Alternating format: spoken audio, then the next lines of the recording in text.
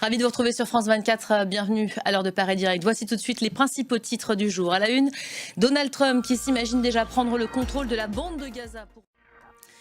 La rencontre était censée aboutir à des avancées sur le cessez-le-feu au Proche-Orient. Elle a plutôt provoqué stupeur et fureur après les propos chocs de Donald Trump sur Gaza. Lors d'une conférence de presse organisée aux côtés du Premier ministre israélien, le président américain a dit vouloir prendre le contrôle de l'enclave palestinienne pour en faire la Côte d'Azur du Moyen-Orient.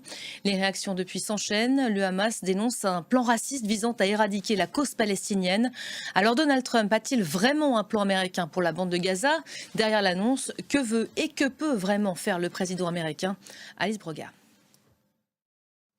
Et on va aller plus loin avec vous, Bruno Darro. Bonjour Bruno. Bonjour Elisabeth. On vient de voir le rappel des faits, ces propos évidemment qui ont provoqué l'effroi et la stupeur un peu partout dans le monde. Alors pour ceux qui ne s'est pas encore réhabitué, le style Trump, ça y est bien de retour. Est-ce qu'il y a un risque ou pas que ça aille au-delà de ce symbole, au-delà du choc provoqué par l'annonce? Est-ce qu'il a les moyens de concrétiser ce qu'il dit aujourd'hui? Écoutez... Juste derrière vous, on apercevait à l'instant les images live de Rafah dans le sud de l'enclave palestinienne. C'est l'autre front en cours.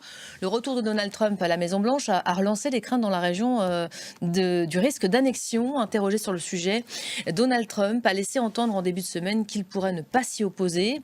Le sujet qui a donc été mis sur la table lors de son premier mandat. Le projet menace de nouveau d'être relancé. Voilà Bruno, le retour de Trump, on le voit bien, qui est du pain béni pour l'extrême droite israélienne et pour Benjamin Netanyahou lui-même. On va peut-être revoir de nouveau l'image qu'on a aperçue comme ça filer. Ça mérite de s'arrêter quelques instants.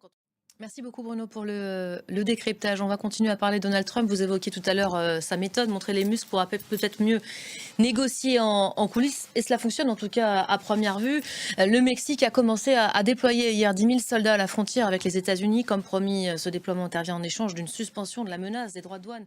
Donald Trump, décidément, qui affirme vouloir aussi négocier un accord avec l'Ukraine de manière à ce qu'elle offre une garantie sur ses terres rares.